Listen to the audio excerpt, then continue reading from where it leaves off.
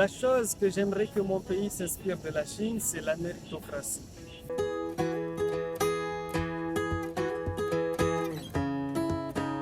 know you're scared that I'ma walk away. Bonjour, je m'appelle Nassereddine Bentaoud, je viens des Comores.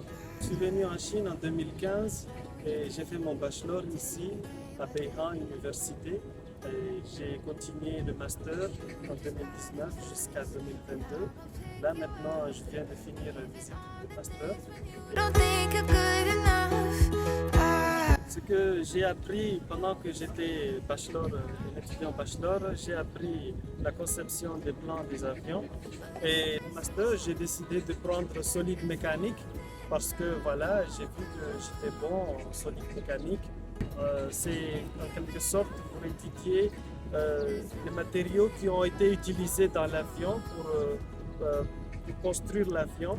C'est pour étudier pendant combien de temps ces matériaux-là peuvent résister au poids, peuvent résister au surpoids, peuvent résister au mouvement, peuvent résister à toutes sortes d'actions qui se déroulent dans le système de l'avion. When it's dark, no, I'll be Au début, c'était pas un choix personnel, mais c'était une opportunité parce que j'avais mon frère qui s'appelle Habib et qui étudiait à Peking University et il a fait ses études là-bas pendant des années et voilà. Et quand il a fini le master, il a vu qu'il avait des possibilités de me prendre en tant que son petit frère pour venir ici. when it's dark, no, I'll be the light. La vie en Chine est belle, bien sûr, quand on a les moyens financiers, parce que tout ce que l'on veut faire ici, la majorité du temps, ça demande de l'argent. Et du côté étudiant, je dirais qu'il faut être bien concentré pour qu'on puisse réussir à accomplir la mission qui t'a amené ici en Chine. Donc en bref, je dirais que la vie ici, c'est amusant, mais en même temps, c'est un test. Nothing. Mon conseil, je lui dirais de se préparer mentalement surtout. Car bien sûr aussi physiquement, hein, selon les conditions météoriques, s'il n'est pas encore habitué, par exemple dans les zones nord comme à Pékin, le froid peut descendre jusqu'à -20 parfois pendant l'hiver. Donc il faut se préparer mentalement et physiquement, mais je vais me concentrer beaucoup plus sur le mental. C'est-à-dire que si tu viens ici en tant qu'étudiant, tu dois savoir qu'il y a beaucoup des activités qui,